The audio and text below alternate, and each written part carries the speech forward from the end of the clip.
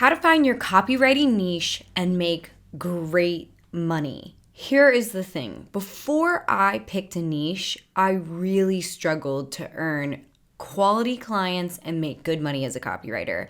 And that is because people really want to work with a specialist. Think about it. You don't go to a generic doctor when you have a problem with your heart. You go to a heart doctor because people want to know that they are working with somebody who is very aware, educated, and knowledgeable about their particular problem. And that is the same thing for copywriters. So, by the way, I'm Sarah Turner. If we haven't met already, I am a copywriter and copywriting mentor, and people are constantly asking me about how to pick a profitable niche.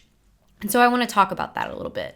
So I really want you to challenge the idea of what is profitable or not profitable, because I don't think that picking a niche around, reading some blog about how some niches are more profitable than others is the right way to do this.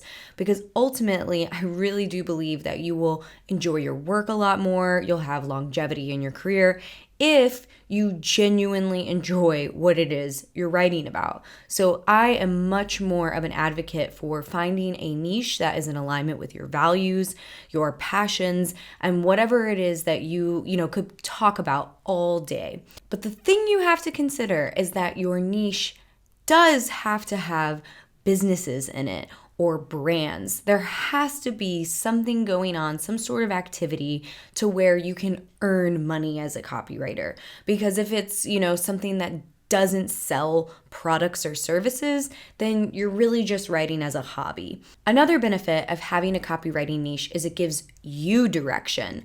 Not only does it allow you to, kind of figure out what kind of clients you're reaching out to, but it really helps you figure out who your ideal client is and what businesses and brands you might want to work with look like. And that's extremely important, especially when you're starting out, because it can be super easy to, have shiny object syndrome where you're just grasping at all different types of techniques and strategies to build your copywriting business, and that will burn you out. That makes you spend a lot of excess energy rather than following a really good path that's in alignment with who you are and what you want to bring to this world. So, with that in mind, I want you to ask yourself the following questions when you're thinking about a niche that you would like to write in. First of all, what are your goals with copywriting? Are your goals to earn as much money as possible, still working a full-time job? Or are your goals to work fewer hours per week while making a certain amount of money each month that you can rely on? Are your goals with copywriting to be able to travel the world? Are your goals with copywriting to be able to just never have to wear jeans again or a bra? That's all total possible goals, and it's worth figuring out what is really important for you. Those are all totally valid goals, and it's important to figure out what is most important for you. So with all that in mind, take the time to actually write this down, especially if your goals have to do with the amount of hours you want to work or how much money you want to work, because it's super important to reverse engineer these particular goals because you can figure out how you can make it actually work. Let's say you only wanted to work 3 hours a day or 15 hours a week or 60 hours a month. And maybe your goal is to make $3,000 a month. If you break that down, that's $50 an hour or $150 a day. And that is extremely reasonable as a copywriter. For me, that would be one newsletter a day or a product description or maybe a blog when I was first starting out and my rates were a lot lower. So that's incredibly doable.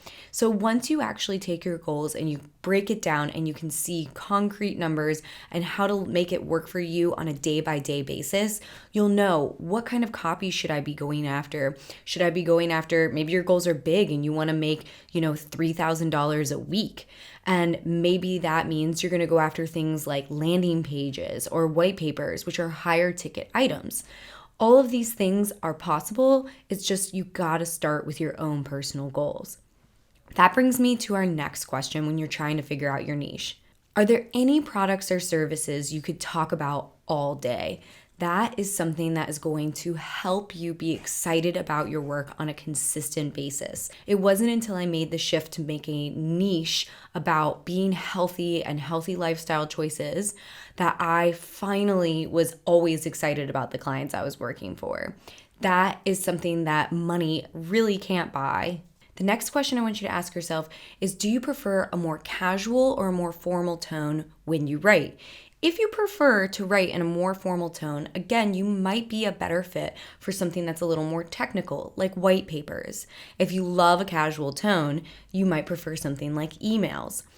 So when I first started copywriting, I thought that I preferred a more formal tone. I came from a research background. I had very academic sounding voice when I wrote copy, and I was constantly reminded that that's not how people actually talk. So I do want to encourage you to kind of push back on this a little bit, because if you can sound conversational and like you're really speaking directly to your audience as if you're speaking to one individual person, you're going to be much more effective at copywriting. So if you come from, a formal background and maybe, have a PhD in whatever industry of copywriting you've decided to go into, still try and focus on making sure you don't sound like you're writing in a college essay, because that is not going to fly. Going back to keeping in mind what you really love to talk about and, are passionate about, start thinking about some of the people you would love to work with and write for. And seriously, go big here. Go for the biggest people that you respect and admire and put them down if they are in the niche that you're considering. Because I have been amazed when you do cold outreach and cold emailing well, you can access some incredibly powerful and inspiring people. So write those people down. You might not want to reach out to them right when you're starting your business, but it's probably going to happen a lot faster than you think, where you might be ready to actually reach out to some of these big names. This will also give you some insight into what is important to you and who are the kinds of people you really want to align yourself with. Finally, ask yourself, what past experiences might lend to your expertise? Because if you have an industry that you're coming from and you decide to be a copywriter in that industry, you will have that experience to lean on. You'll already be familiar with the lingo, the pain points, the jargon.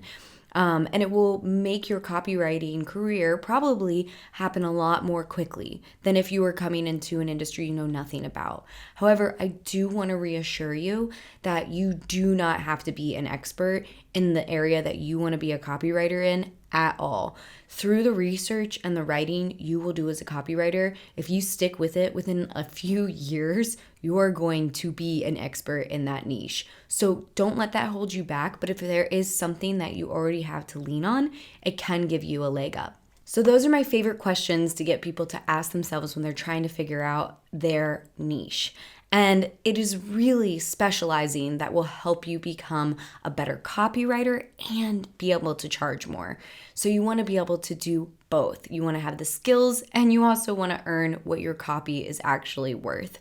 So take the time to really ask yourself these questions and try not to let fear motivate you to picking a niche that you feel is safer. Instead, try and pick something that really resonates with you, because you're playing the long game.